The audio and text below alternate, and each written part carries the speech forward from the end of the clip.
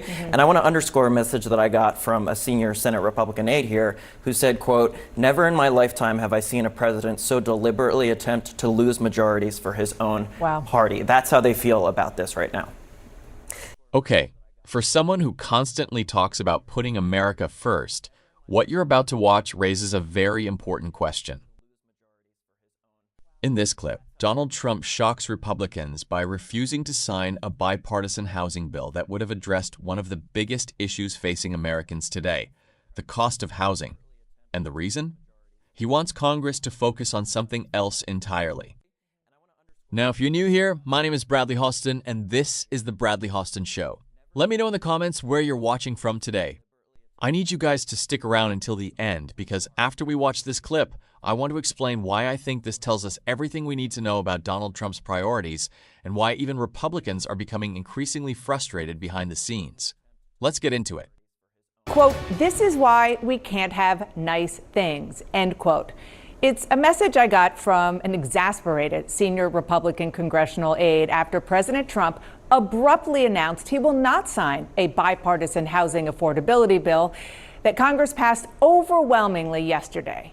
Here's what the president said, quote, "Today's housing news conference and signing is hereby canceled until such time as we pass the desperately needed Save America Act, which I consider to be a national emergency." Now, the president really pulled the rug out from under Republicans at the very moment GOP leaders were celebrating what they thought was about to be a big GOP victory, a presidential signing ceremony. Let's show the American people what legislating looks like. Let's show the American people how you bring together and do something on a bicameral basis. And we did that. And we did that in conjunction with President Trump and his priorities. Again, that was at the almost exact same moment President Trump posted that he's not signing that very bill that the chairman said shows what legislating looks like. Here's House Speaker Mike Johnson at that same press conference a few minutes later. In the process of this press conference, President Trump announced that he is canceling the bill signing for the housing bill that you all were just talking about. What is your reaction? Yeah, my reaction is the truth of the matter. I spoke to the president for 20 minutes before I went in and gave that rousing speech to the House Republicans this morning. He and I've talked about this a lot. He has expressed the priority and the preference of the Save America Act. Now, Johnson claims President Trump told him in that call this morning that he was going to cancel the signing. Let's get straight to Manu Raju on Capitol Hill. Wow, Manu. Yeah, completely blindsiding Republican leaders, particularly here in the Senate. The Senate Majority Leader John Thune had no idea that the president would essentially cancel what was expected to be a victory lap. The Republicans have been pleading with the president to focus on an affordability agenda, and they just passed this bill with massive bipartisan majorities in the House and the Senate. They wanted to go and tout their efforts to reduce housing costs, and just moments ago, that announcement by the president catching the Republican leaders off guard. I just talked to John Thune himself moments ago. I asked him, did the president make a mistake by canceling the signing ceremony and making these demands on the Save America Act? He said, I mean, that was his call to make. And he went on to tout that housing bill, said it's been worked on for a long time. He called it a great piece of legislation. He said it's a, quote, an affordability issue. And he said, quote, I eventually hope he'll find his way to sign it. So expect that to be a big part of this discussion that is still expected to happen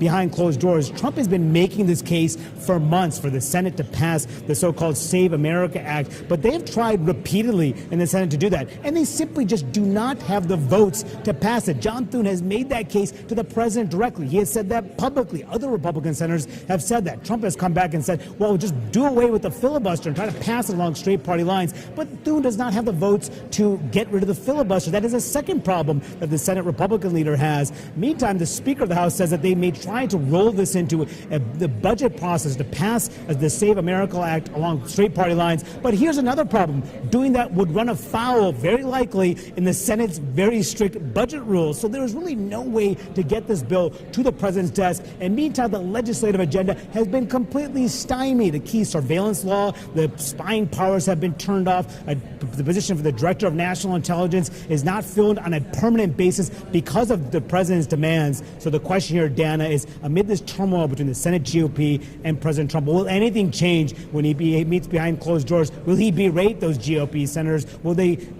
convince him that his push is not actually going to succeed? All big questions in a matter of moments. We'll see what happens behind closed doors, Dana.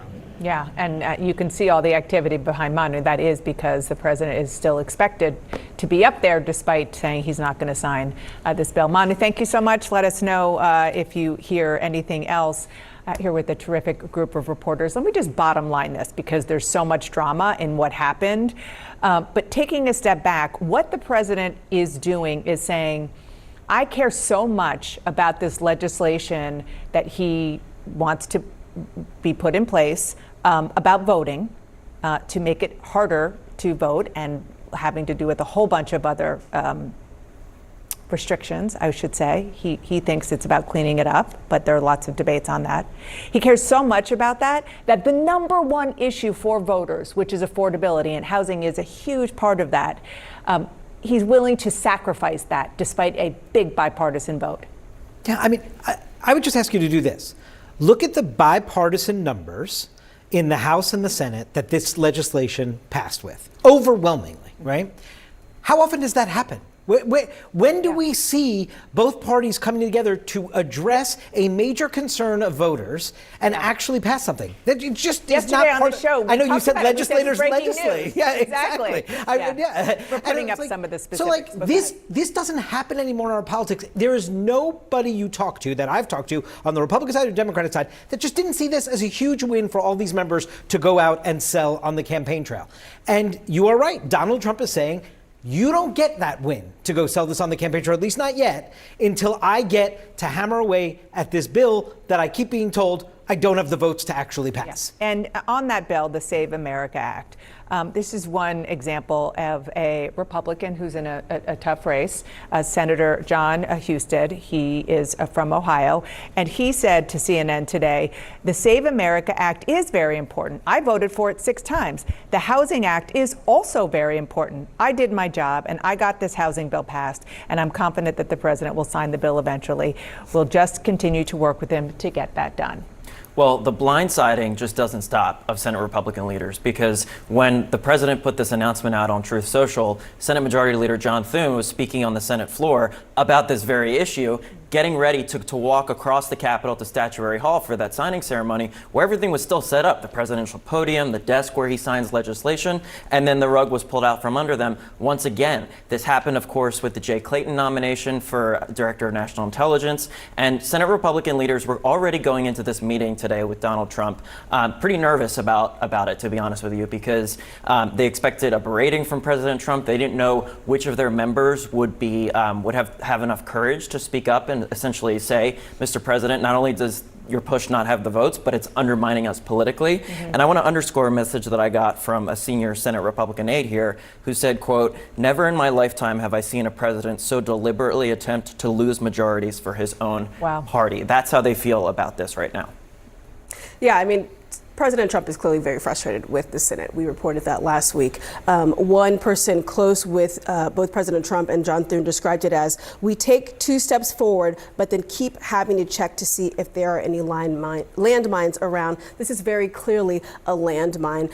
When you talk to White House officials, they say that President Trump's main priorities are the Save America Act, getting rid of the Senate parliamentarian who he feels is in the way of getting past some of these big bills that he wants to do, and that blue slip process when it comes to judges. Nowhere in those 3 things I listed is this housing bill. And so I think you're seeing the president say, kind of affordability. Or any kind of affordability. Obviously, the one thing that voters are worried about. And so I think you're seeing the president say, I'm going to twist the knife to try to get something that I want. And you're seeing Republicans say, we don't have it. And I don't know how that exactly ends unless one of them basically backs down. And I don't think you're going to see President Trump do that immediately. And if you just to sort of put a finer point on the bipartisanship, we had the big vote. But the lead sponsors of this were Tim Scott, who I actually bumped into on Capitol Hill yesterday, and he was over the moon, understandably so, because they got such a big vote. And he said that they had other bits of bipartisan legislation on the economy coming, and Elizabeth Warren. So Tim Scott, Elizabeth Warren. Listen to what Elizabeth Warren said about this presidential move. It's a complete indifference to the cost squeeze on American families and to genuine efforts to do something about it. You know, he could be over here trying to claim a victory lap, and instead he's saying, no, he doesn't want anything to do with it. And I'm not sure who President Trump thinks he's screwing in this, or like, who does he think like he is needling in a way that is going to produce a result that he wants? He tried this on the SAVE Act with the Texas Senate endorsement. Remember the whole scheme that Ken Paxton was like, hey, I'll bow out of this, I'll make the Republican establishment nightmares go away, Cornyn will be, as long as you pass the SAVE Act, you can get rid of the filibuster. And again, the math isn't there. And what I don't understand is, from Donald Trump's point of view, I get the priority nature of the Save America Act. And I know he believes that is going to help maintain majorities for him. Because it changed the way people Because vote. it will change the way people vote. But Or it changes who can vote. and by the way, I'm not sure he's right about that. I'm not sure that he's right about that. But I'm just saying that's his thinking. But I don't understand how he doesn't see this getting in his ultimate own way. Right. I mean, you know this because you cover him every day. Also, the answer is because he is so sure of the power that he has of persuasion that he feels that he can make this work. And clearly nobody can convince him otherwise, despite the facts and the numbers that you just described. Okay, so let me give you guys my thoughts, because honestly, this one is pretty hard to defend. Think about what just happened here. Republicans and Democrats actually managed to agree on something. In today's political climate, that's incredibly rare. They came together on a housing bill aimed at tackling affordability, which, according to poll after poll, is one of the biggest concerns for ordinary Americans.